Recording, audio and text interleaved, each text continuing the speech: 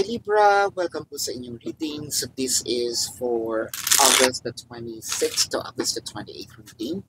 Para po sa mga bago, don't forget to click the subscribe button, smash the like button, comment below kung kayo po nakaka-resonate, and hit the notification bell. Kung gusto niyo pong sumali sa ating live sessions, dun po yan sa ating kabilang channel, Babaylan TV. No? So, Libra, kung hindi niyo po maabutan itong live sessions, pwede naman kayo magtanong dito sa comment section as long as the question po is answerable by yes or no. So I want you to know that this is a general reading.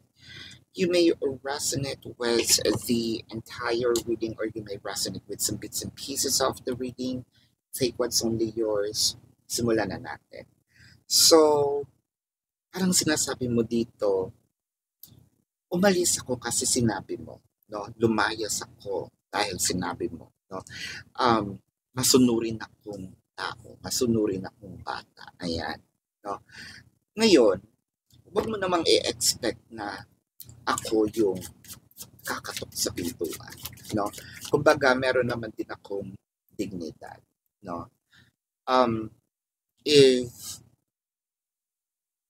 pinaalis mo ako, invite me in, no? Kung bahay mo yan, kumbaga, make an invitation for me to come inside, no? Not really yung bigla lang akong papasok, no?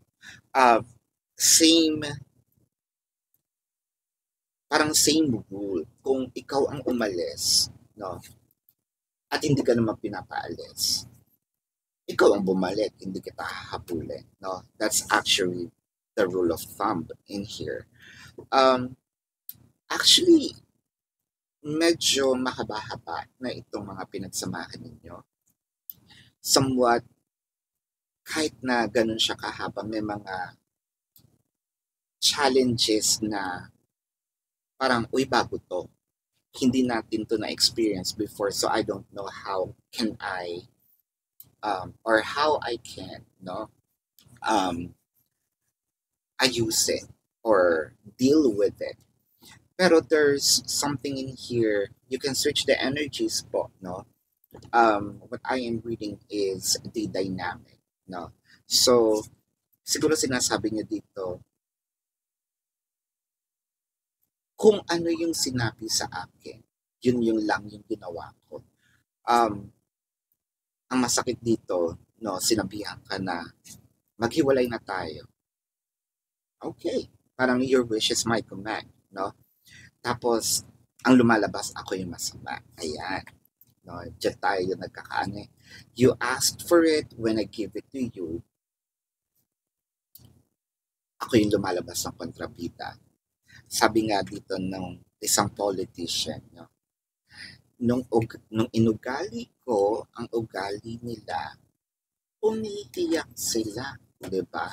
So, with the King of Swords and the Queen of Pentacles, so ang nakikita ko dito, medyo may inis na rin tayo. Somehow, medyo galit na rin tayo. Irritable na rin tayo, no, sa ating person. And I feel like you're also depriving yourself, no? Depriving yourself in a way na inaalis mo itong, sabihin natin, mga nabigay natin, whether it is time, energy, effort, whether it is material things, no? Parang I invested, gusto mong manumpat, pero wag na lang muna, no? Wag na lang muna. Well, yung iba sa inyo, Libra, hindi nakapagtimpe actually. With someone else's big mouth, again, this could be you, this could be your person, but someone else's big mouth ended the connection. Maybe because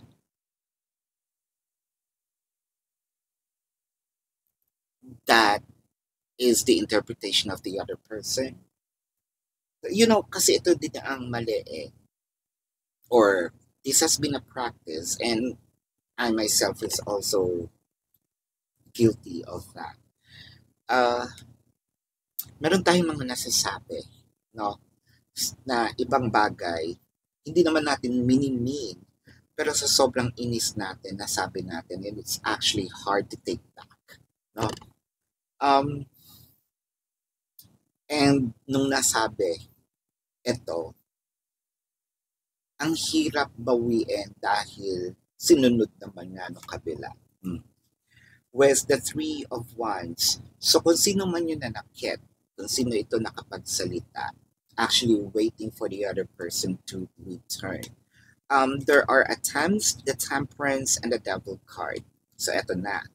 So with the controls in here. So it felt like to me, no, yes, you actually made an effort, no, kung sino man itong nanakit, nakapagsalita, na suyuin, but it felt like it's still not enough. I feel like it requires more effort again for if you wanted to put this connection and fix this together, don't. If you wanted to bridge the gap together with your person while still on the process of healing, you wanted to be with the person, you need to exert effort on this. But then again, it's your call, no? Kung ayaw nyo naman. So, I feel like this is going to take much longer. With the Devil card clarified by the Five of Cups and the Sun. So, parang sinabi dito nung nanakit, me and my big mouth, I should have opened my mouth. I should have said that. I should have kept, or probably, I should keep quiet na kept quiet. With the Nine of Wands, ayan. So, nasa huli nga ba ang pagsisisi? Ayan. With the Nine of Wands, the Ten of Cups, Ten of Pentacles, and the Five of Wands. I feel like palaging away ng away itong magkarelasyon na ito, no? Away bate ang nagiging culture, no, nitong relationship. Ayaw din naman maghiwalay with the Nine of Wands. So, I don't know if this has been, again, developed culture dito sa relationship na kailangan nagkakasakitan tayo pero ayaw naman natin maghiwalay, no?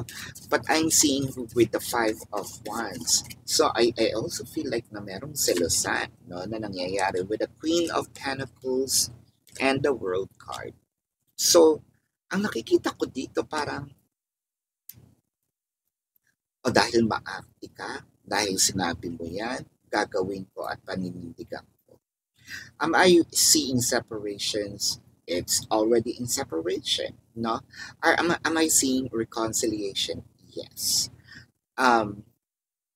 Is it gonna be easy? No. Is it something that you can resolve? Yes. Magpapahabol ba si person? I think that yes na yes for you, no? Yun ang ating nakikita. So, again, it requires more efforts, no? From you para maayos itong relationship.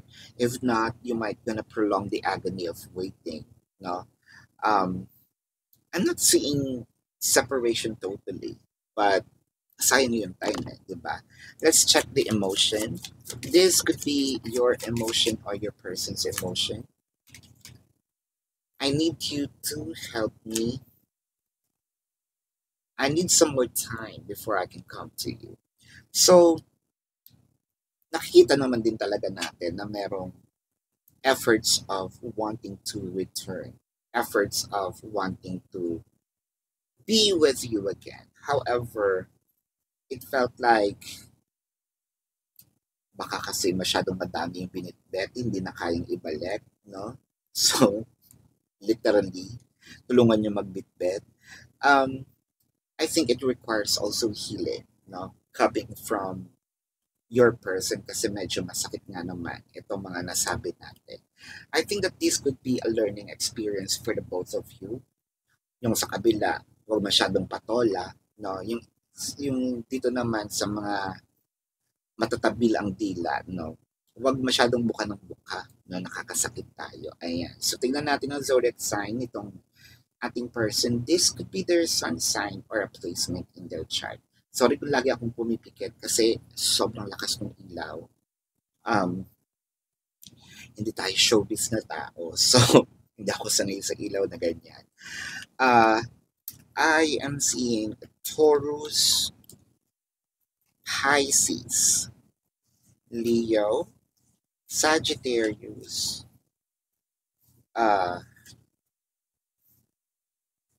Virgo, Capricorn. Did I just said Pisces?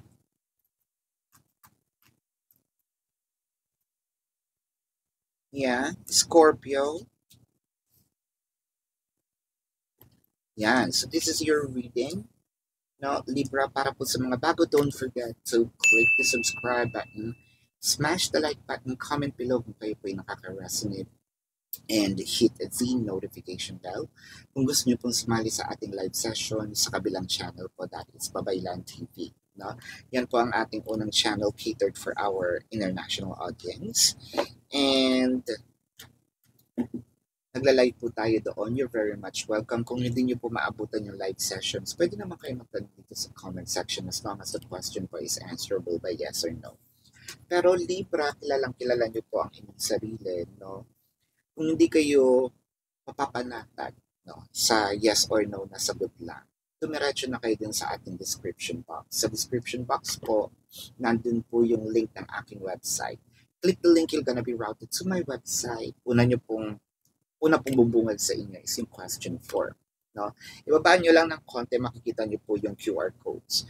Nandun po yung, and the QR codes are labeled. No? Nandun how much per question, the name, the number for your reference. I also created a promotion of 4 questions plus 1. So, discounted na yung 4 questions and then may libre pang isa. No? If you also want to book a private reading, nandun din po siya sa ating description box. Nandun po sa QR codes. You might want to, check on it. And kung hindi naman kayo nagmamadali, pwede naman kayo sumali sa ating raffle, no? To win a free reading. Paano po sumali? All you have to do is to click, click those fake accounts, report the fake account, take a screenshot, send it to the designated email. Doon po tayo pipili na winner for the reading, once nagapipo natin lahat yan. Ayan. So, Libra, kung hinahanap po ninyo itong ibang reading na dito po, nilipat ko po siya sa ating Facebook account, especially yung X-Files. You might want to check. If you still care about your ex, doon po tayo, sa X-Files. Ayan. Kung hindi nyo mahanap, dumiretso kayo dun sa description box sa aking website. Nandun po yung mga icons sa taas ng question form. Click nyo lang yon, i-route na kayo whether you wanted to follow me sa Facebook, sa TikTok, no? So this is your reading. Love and light to you. Namaste, Libra. See you po sa susunod na reading. Goodbye.